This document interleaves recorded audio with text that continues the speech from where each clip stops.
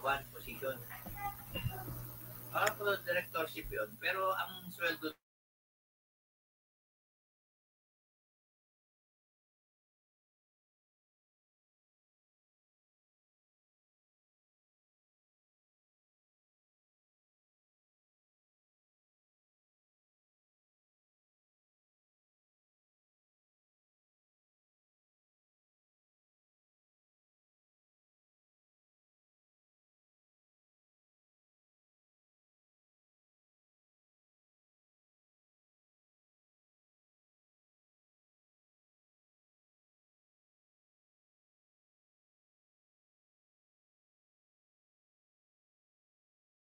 Okay.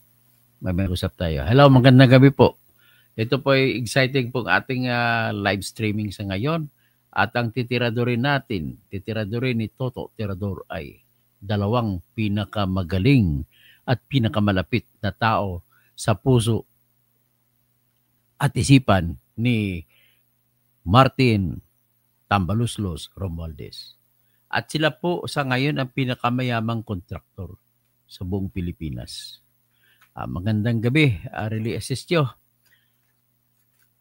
Tapos ang ipapakita natin ano yung topic natin. Alam mo si Sara Diskaya, nagsimula siya sa kanyang kwento.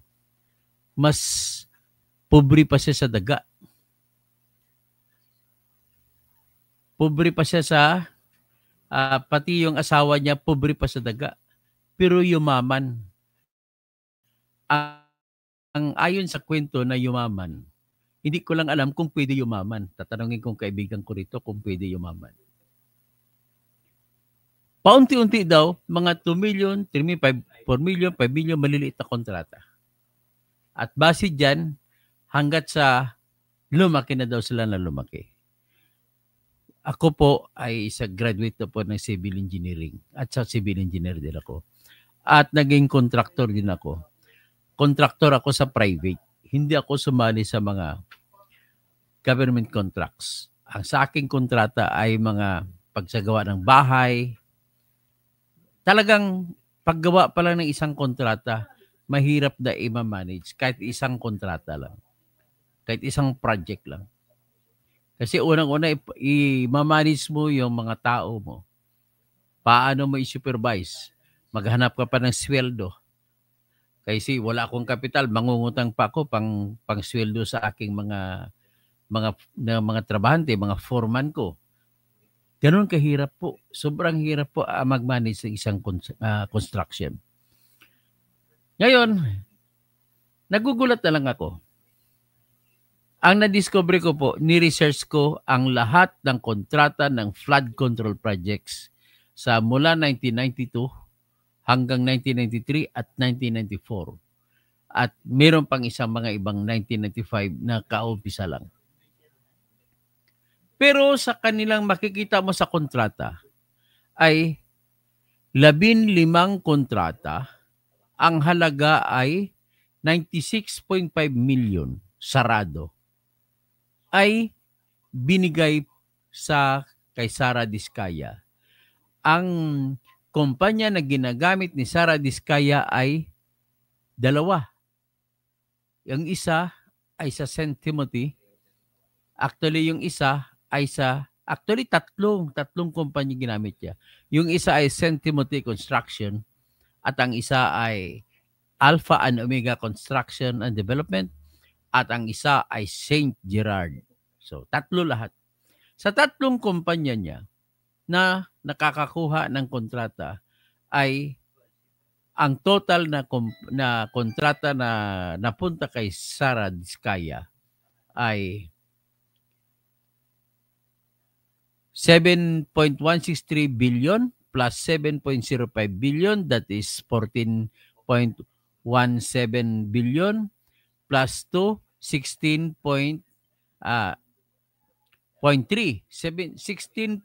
billion pesos po ang lahat ng kontrata na punta kay Sara Diskaya. Ang isa pang paborito ni Romualdez na si Elizalde ay SunWest Incorporated. Ang hindi ko lang nasama rito yung Highton na ang may-ari ay kapatid din ni kapatid ni si Elizalde-Co. Pero kay SunWest, kay si Elizalde-Co, 9.65 billion. So ganun po katindi ang ginagawa nila. Kung paano lang nakuha to, hindi po ako maniniwala. Ruel Ayog, really assist you. Wala pong maniniwala na nanalo sila ng simple-simple lang sa bidding. Binigay sadya tong kontrata. Ang unang-una, ang kontrata, pag-usapan natin ang kontrata na binigay kay Salde-Co. Ang kay Salde-Co po, ang binigay na kontrata ay 8, pari-pariha ang halaga. Ang halaga ng kontrata ni Salde-Co ay sa iba-ibang lugar ng Pilipinas ito. 139.925, hindi ka 139,925,000 pesos. 8 lugar, 8 kontrata, 8 magkakaibang lugar. Anong ibig bang sabihin nito? Sa 8 lugar, magkapare-pareho ba? Ang sabi dito ni BBM, magkaiba-ibang lugar at magkakaibang lugar din sa listahan na binigay ni BBM. Doon sa isumbong mo. So, 8 lugar, tag 139,925,000 pesos. Paano ibig mo ba sabihin ay iisa lang ang pariha ang sitwasyon? Magkaiba-iba dapat ang design. Bakit nangyayari? 8. So, ngayon, kung 8 ganon, ang ibig mo sabihin, pariho ba ang haba? Pag-usapan natin, ang gagawin ay magkabilang panig na diki. Ibig sabihin ba, magkasing haba ang diki, magkasing laki ang ilog, magkasing laki ang lahat, magkasing lapad ang ilog? Ang lupa ba, magpariho? Kasi may mga lupa po na matigas, may lupa na malambot. So, ang ibig mong sabihin yan ay iisa ang sitwasyon. At ang tanong, bakit pari-pareho ang halaga ng kontrata sa 8 proyekto? Imposible po mangyari yan. Ang kay Sara Diskaya naman, sa kontrata ng Alpha and Omega na nasa kanya ay 10 beses siya may kontrata na 96,500,000 pesos. Ang sentimote niya ay may 5 96,500,000 pesos. So, anong ibig sabihin nito? Ang ibig na sabihin naman nito ay yarian talaga. Kasi hindi po pwede mangyari na pare-pareho ang halaga ng proyekto na gagawin sa flood control project sa 15 lokasyon. Iba-ibang lugar, iba-ibang mga ilog ang sinasakupan ng proyekto. So, paano malalaman? Ngayon, kung pare-pareho ang kontrata sa 15 ay 96,500,000 pesos. At saka kay Salde-Co naman na SunWest Incorporated ay 8 proyekto na pare-pareho at ang halaga ay 139,925,000 pesos. Ang ibig lang po sabihin nito ay walang bidding na nangyari. Bakit ko nasabi na walang bidding na nangyari? Kasi po kung may bidding mangyari, dapat may iba-ibang amount yun. The fact na 8 proyekto ni Salde-Co sa SunWest, 8 proyekto, 139,925,000 pesos. Ibig sabihin po, walang bidding na nangyari sa 8 lugar. Isa rin yan ang ibig sabihin. Ganon din kay Sara Diskaya, 15 na 96,500,000. Ibig sabihin, wala ring bidding na nangyari. Kasi kung may bidding na nangyari, magkaiba-iba ang presyo niyan. Paano nangyari nun? Paano nangyari na walang bidding? Iyan pangalawang tanong. Pangatlong tanong, sabihin natin pangatlong posibilidad.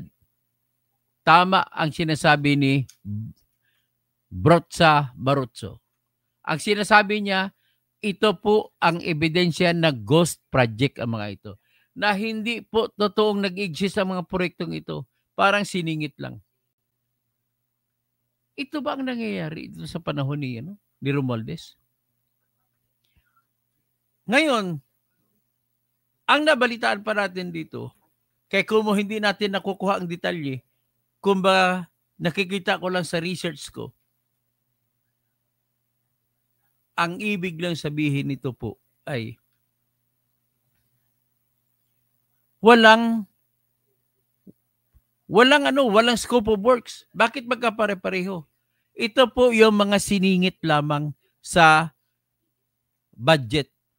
Kasi may tinatawag na bicameral conference committee, may small committee during the second reading sa House of Representatives, at para naman makalusot, makiusap naman ang mga congressmen at sasabihin na sa mga senador para aprubahan din, sige maglagay din kayo ng inyo, maglagay din kayo ng amin. Ito na ba ang pagkakaroon? Anong mangyari sa bayan natin kung ganito? Sabi nga ng iba na nag-react nang pinalabas ko yung kayamanan ni Sara Diskaya, talo pa daw ni Saldico.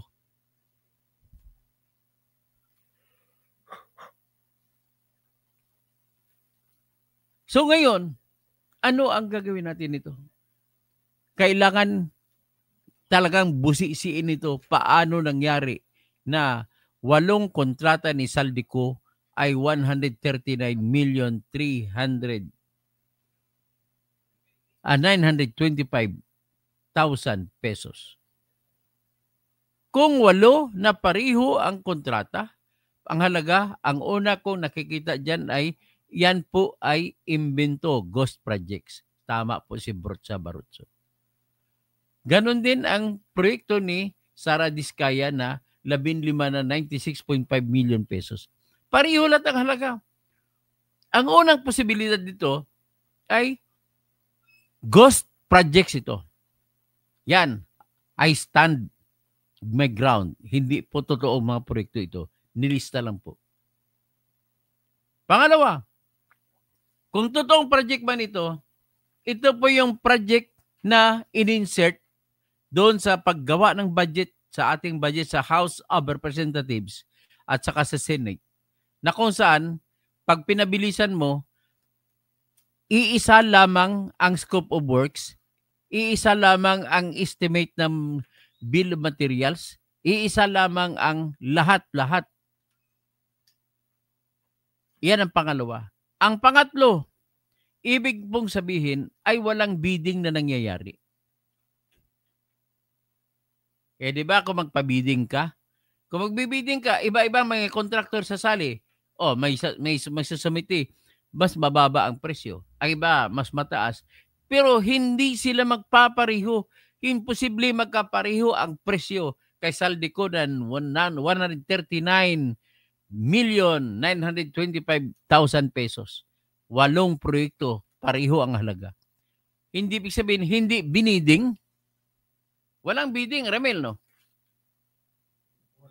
Walang bidding nangyari kasi 8 pareho ang presyo eh. At inaward mo kay Saldico Saldico. At ang kay Sara Diskaya naman, 15 na 96,500,000. Pareho lahat. Sarado, walang butal. Iba-ibang lugar. Anong ibig sabihin? Walang bidding na nangyari. Pag sinabi mo magkaibang lugar, sigurado na tayo, iba na yung scope of works niyan. May tinatawag na, doon pa lang tayo tatawag sa mobilization ng immobilize mo kung ikaw kontraktor. Dadalhin mo mga ekwipo mo ron. Kung malayo, malaki ang gastos mo. Tapos, kung malayo, saan ka kukuha ng supply, mga materials mo? Mamahal ang supply ng ang materials cost mo kung kukuha ka sa malayong lugar. Siyempre, kung saan ang proyekto, dapat doon ka rin kukuha ng materials na malapit para maliliit ang materials cost mo. Ibig sabihin, imposible po talaga na mangyari na 15 kontrata ay 96,500,000 sarado. Walang butal. Pare-pareho. So, ulitin ko lang. Tatlo ang posibilidad na nangyari dito. Una, siningit lang ito sa budget na walang plano, walang scope of works, walang endorsement ng Department of Public Works and Highways. Basta meron na silang tinatawag na template. Kumbaga kung sa computer pa, copy-paste, copy-paste, copy-paste, copy-paste. Tapos nilagyan na lang ng lugar, kung saang lugar. O, ulitin ko lang ha. Ang kay Saldico, ilang halaga ba dito? Kumpitin ko lang yung mga nagka-doble-doble na kontrata.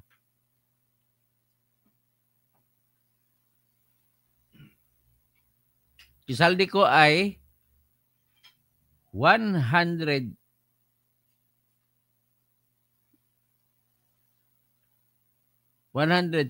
million 925,000 pesos times 8. Nako, 1.19 billion. 1,119,400,000 pesos. Yan po ang kay Saldico. Na walang bidding na nangyayari at siningit nito sa budget na pareho ang scope of works. Kumbaga, kinapi-paste lang.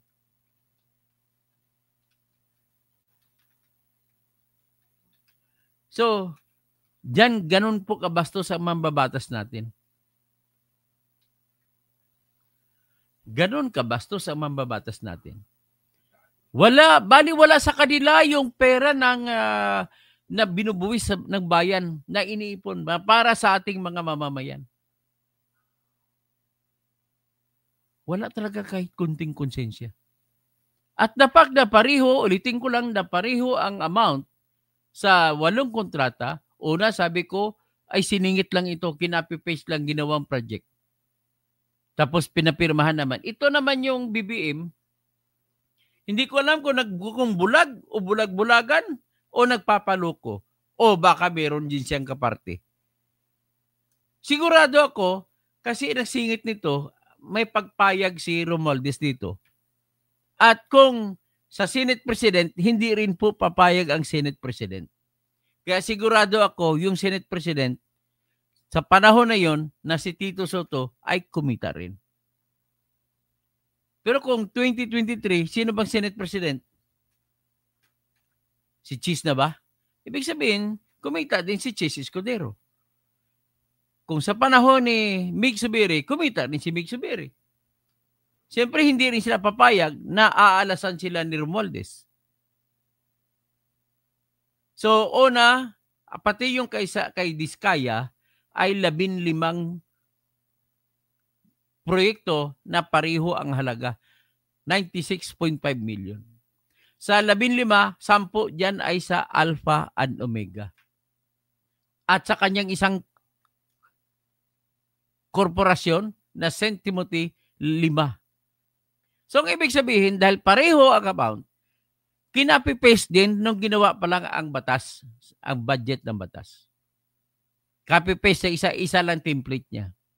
At nang pinatupad, wala ring, kasi pareho ang amount, pati si Saldico ay nangyari. Loan bidder siguro, wala nang ibang bidder. Or arranged bidding na ito. Fixed. Ito ng fixed game, kumbaga game fixing kung sa basketball pa. Bidding fixing ang nangyari dito. Or pwede mangyari ng katotohanan ay walang bidding. Sa pangalan na lang mayroong bidding. Imposible po mangyari na magpareho ang halaga ng project sa 15 project na 96,500,000. At imposible din mangyari na pareho ang amount na napanalo ng proyekto sa 8 proyekto ni Saldico sa SunWest Incorporated na ang halaga ay 139,925,000 pesos. Klaro? Klaro na pandaraya ito ni Romualdez. At saka, Si Romualdez ang sa likod dito.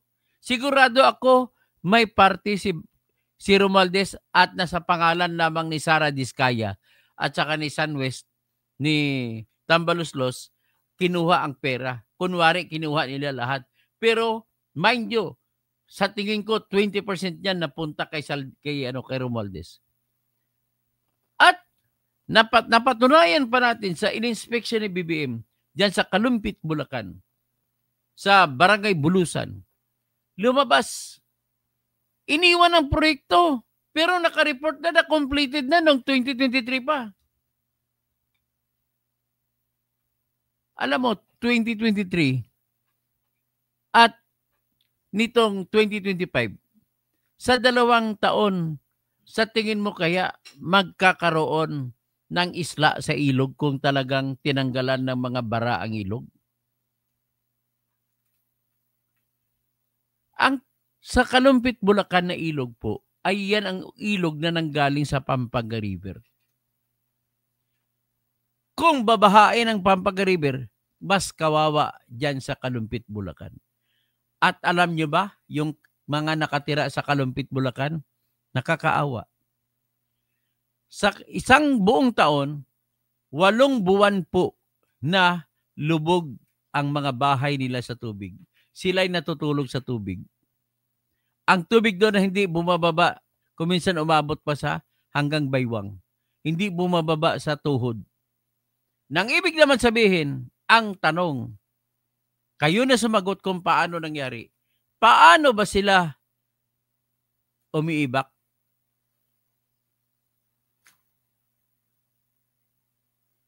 Hindi ko alam. Kaya mo ba umibak sa tubig? Pangalawang tanong, paano sila naliligo? Pangatlong tanong, hindi ba sila nagkakasakit ng leptospirosis? Yan ang ginawa ninyo, Sara Diskaya, sa mga mamamayan na nakatira dyan sa Kalumpit, Bulacan. At ang isa sa sisikurian ay walang iba kundi si Congressman Danilo Domingo. Magkano kinita mo dyan, Congressman Danilo Domingo? Lahat ng congressman sa Bulacan, puro kurakot. By the billion ang kanilang proyekto. Talo pa mga congressman namin. Kung ang congressman namin, kukunti lang, wala pang inabot na mga kalahating bilyon. Ang kanilang mga proyekto doon, mga pichi-pichi, ang tawag ng pichi-pichi, yung 15 million na, no? Na multi-purpose building. Barya-barya ang tawag dyan. Kagaya kay Joel Chua sa Manila, barya-barya din yan. 19 million na multi-purpose building. Pinatayo sa bangketa. Yan ang lumalabas. Kailan ba tayo magbabago nito? Don't tell me na may bidding na nangyari. 15 proyekto, pariho ang halaga, walang butal. At don't tell me 15 proyekto, iba-ibang lugar, pare-pareho. Ibig ba sabihin, iisa ang bill of materials na lista? Ibig sabihin, listahan kung ano mga materials bibilhin at gagamitin. Iisa ang dami ng simento gagamitin. Iisa ang dami ng bakal na gagamitin. Iisa ang dami ng buhangin at bato na gagamitin.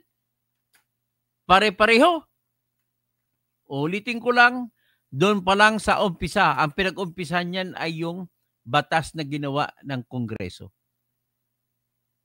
Doon pa lang, kasi nagmamadali. Kasi kailangan tapusin ang budget. Nagmamadali ang Pangulo ng Pilipinas. Sige, yung mga small committee nila, yun na nagsaksak, sinasalaksak kung saang ilalagay na rehiyon, kung saang probinsya ilalagay, kung saang distrito. Kaya yung pinakamalakas na congressman, isang bulog na sa speaker o sa appropriations committee, ay malalagyan ang kanilang distrito. Kaya tama si Eloisa May sa Sahol sa sinabi niya, copy-paste lang, halatado. Kaya sabi nila, walang himala. Sa Kongreso, may himala.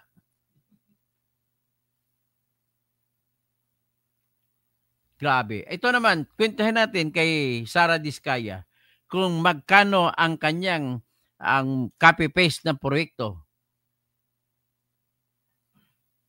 Kung magkano napunta sa kanya. 96,500,000 times 15. Aba, mas malaki. 1,447,500,000 pesos. Kaya, imposible naman makakakuha ng kontrata mga ito. Ang masama pa dyan, si Saldico ay kontraktor. Tapos siya congressman. Ngayon, ang tanong, tinitira ninyo si Chis Escudero dahil makasara.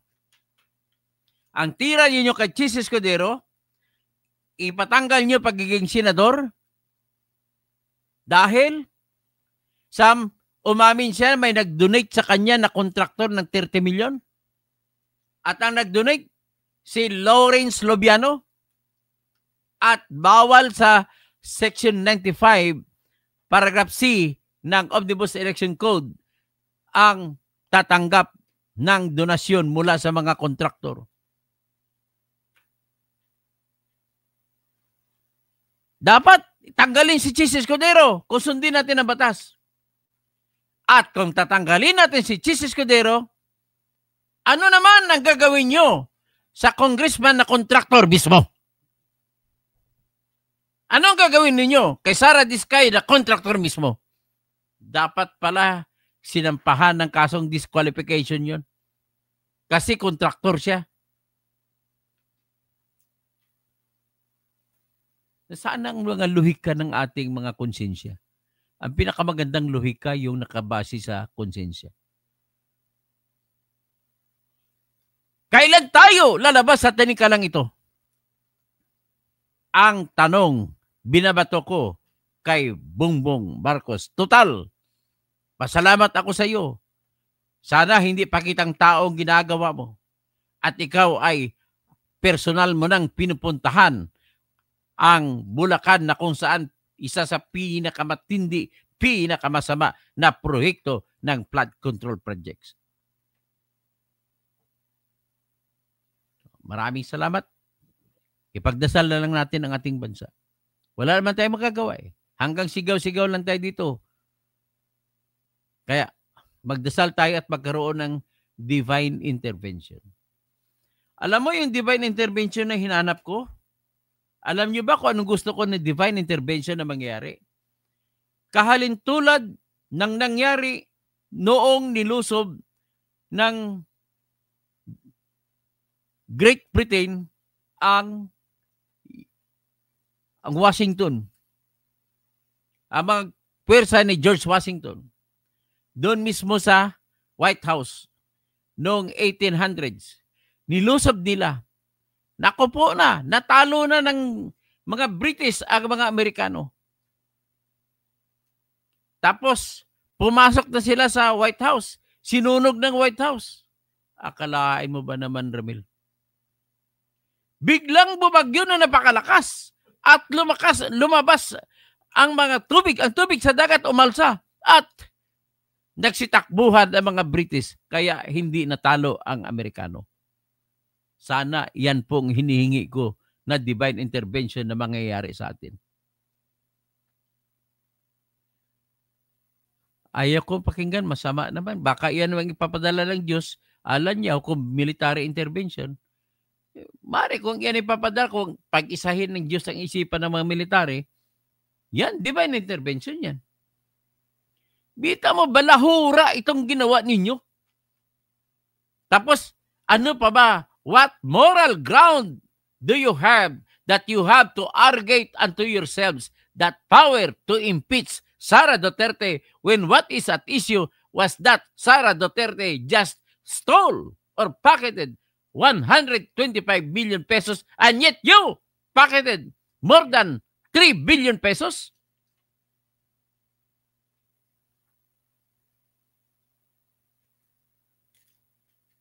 Hindi bali sa akin. Mabubuhay ako. Ang kinaawaan ko, yung mga nasalaylayan natin mga mamayan, walang makakain pag walang ayuda. Hindi bali sa akin. Nasubukan ko na hindi kumain sa loob ng 45 days. Tubig lang. At nabuhay naman ako. At hindi ka mamamatay basta may tubig lamang. Hanggang dyan na lamang ang aking pinapakita sa inyo.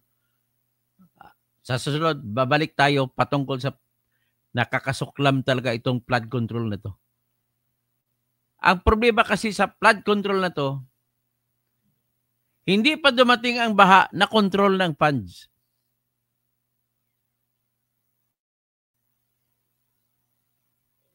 So, magandang gabi na lang po sa inyong lahat. Naimbag nga rabim sa mga kabsat ko. Mayap bengi sa mga kabalin ko. Maray na banggi sa mga Bicolano. Masanto siya labi sa mga Pangasinan, lalo dyan sa mga kamag-anak ko dyan. Maayong gabi sa tanan nga mga Ilonggo. Mayad nga gabi sa tanan nga mga Karaya. Maayong gabi sa tanang mga Cebuano. Maadyong gabi sa mga Bujolano. Kung saan ang aking asaway nang galing. Maradyaw nga duyom sa mga Surigao nun. Marayaw dum sa lahat ng mga tausog. Mapia magabi. Lagon, mga pagariakan, ro sa Lanao del Sur, ago Lanao del Norte. Ago, mga pakat-akan, ro sa Maguindanao del Sur, ago Maguindanao del Norte. Sa inyo langon, asalamu alaikum warakmatullah hitalhuwa barakato. Yan na lang, ipagdasal natin kay Allah, ipagdasal natin sa Diyos na magkaroon ng pakikialam ang Panginoon sa ating bansa. Tanging yan lamang ang natitira nating pag-asa. Pag ipinag-asa natin sa kahit sinong mabait na politiko, lalabas din yan na hindi mabait o di kaya naluloko ng kanilang kapwa politiko. Maraming salamat po. Magandang gabi po sa inyong lahat.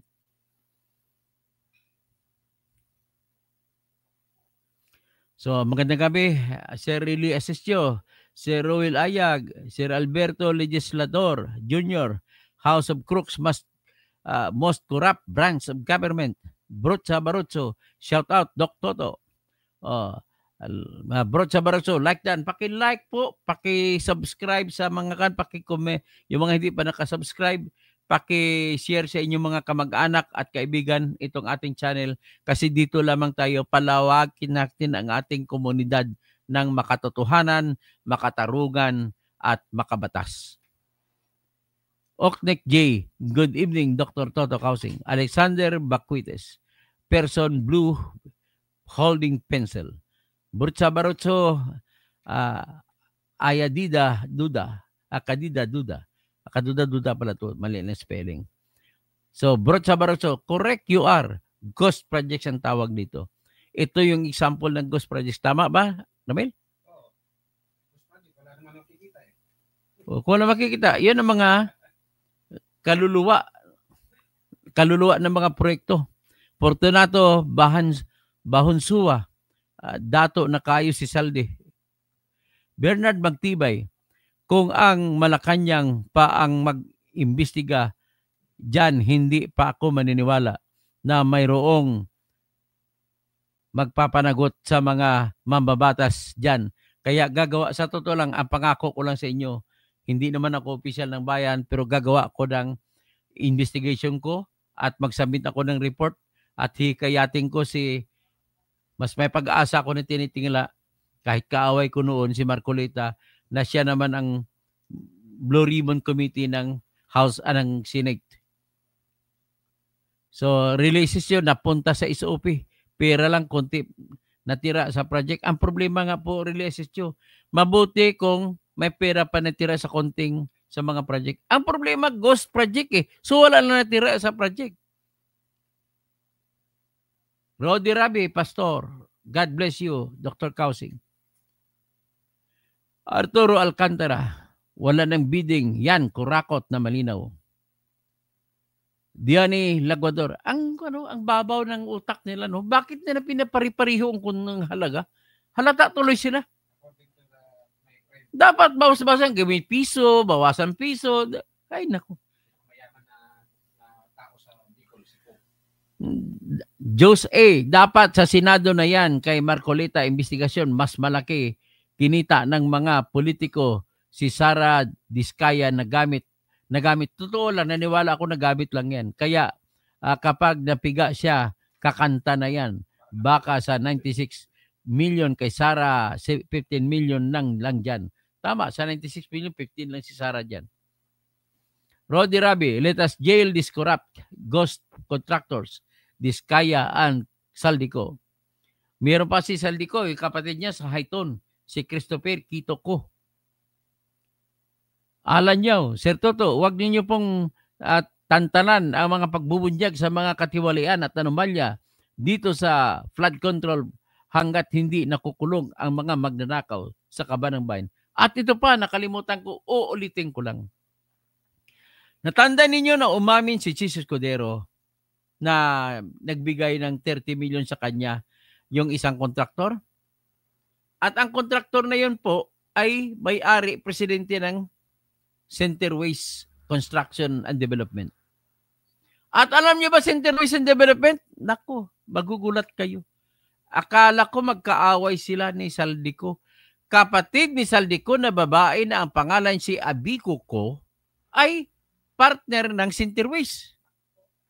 Ibig sabihin, alam na dis ang ikutan ng sindikato. Tapos nag-away sila kay kumunang na taon na si Chis may sariling ambisyon, kinampihan niya si Sara. Nagalit ngayon ng isa niyang kasama sa sindikato na si Romualdez. Yan po ang nakita ko nangyari diyan. Tapos si Brocha Barocho tawag sa kanila mga kongratista o congressman at kontratista. Alan Yao, Mercy Narvaza Suzuki, sana dalhin nila sa kabaong nila yung perang ninanakaw nila. Alam nyo, mga sabwatan yan for sure. Diyos natawa lang ako minsan na invite kami ng mga nagpakilala na malakas siya sa taas. Nakaupo sa Congress, flood control project. Nang makita ko palang nagulat ako. Bakit 80 million tapos 150 million ang gagawin? Grabe sila kung... So, alam nyo, dapat nagising na ang mga taong bayan sa napakaraming nakawan sa pundo ng bayan. Sa Barroso, negotiated na yon, pabiding-biding na kunwari. Alam nyo, dapat may makulong dito na congressman. Alam nyo, muro-muro ang investigasyon kung hindi third party ang mag-imbestiga. Eloisa May Sahol, Tamsak. Alam nyo, nasasayang lang ang pera ng bayan, hindi uunlad ang bayan. Eloisa May Sahol, copy-paste lang ang mga kontrata, halata na agad na may himala. Alam niyo, kailan pa magising ang sambayanan? Mercy Narvaza Suzuki, nasisikmura nila, pinapakain sa pamilya nila, nakaw sa Kabanang Bayan, nabibili nila, gusto nila, pero para sa taong bayan, wala silang pakialam kahit binabaha na. Alam niyo, kawawang Pilipinas, Eloisa May Sahol. Ano naman ang gagawin nila kay BBM na madaming kontraktor at oligals mag-donate sa kanya? Alam niyo, mayaman dapat ang Pilipinas kaso ninakawan ng mga walang konsensya. Linda Respondo, sa Cebu, naun sa mga kadihaday, gabayang gabi sa imuha. Kahit bumaha pa ng todo, di sila malulunod. Sakay lang sila sa milyones nila na luwas na. Si Mirna Galera, mga tagagawa ng batas, sila naman ang di susunod sa batas. Alam nyo, baka military intervention kami, Sir Toto. Yan, katatakutan yan. Mercy Narbasa Suzuki, nakakaawa ng bansang Pilipinas. Edgar Nacion, Dr. Toto, good evening po. January 7-8. Bustoto, Kausing, pabor ka ba another 6 years extended for PBBM? No. No pwede, mi amigo. Oral Miltriles, Lamalam. Ano yun? Lamalam. Jeffrey Katoto, magandang gabi. Kaya malinaw na diversion. Tactics lang ang kaso ni Sara. Pero may mas Tama, ginagamit lang si Sara na diversion para hindi malata ang baha. Ang nakawan sa baha. Ito talaga ang totoong issue, yung nakawan sa baha. Ricky Albay, good evening. Manong Toto. January 7-8. Shout out, watching from Lawak, States of Pangasinan. Solid North, Luzon, solid. Ilocanja, solid. Pangasinense. Wow. Amil Muti Talib. Assalamualaikum, Attorney Engineer Totski. RSH Room 154. Raha Sulaiman, no? Sa MSU Marawi. Banatan mo. Sasunod, i-research ko si Sia Adjong Alonto. Babanatan natin. Backspot TV. Bakit makawak ng budget nyo for project ang mga congressmen? Di ba tagagawa sila ng batas? Yun. Dapat di umahawak ng project. So, yan lang po at magandang gabi po sa lahat ng aking mga kaibigan. Don't forget to pray for our country. To pray for yourself. Okay? Magandang gabi na lang po sa inyong lahat.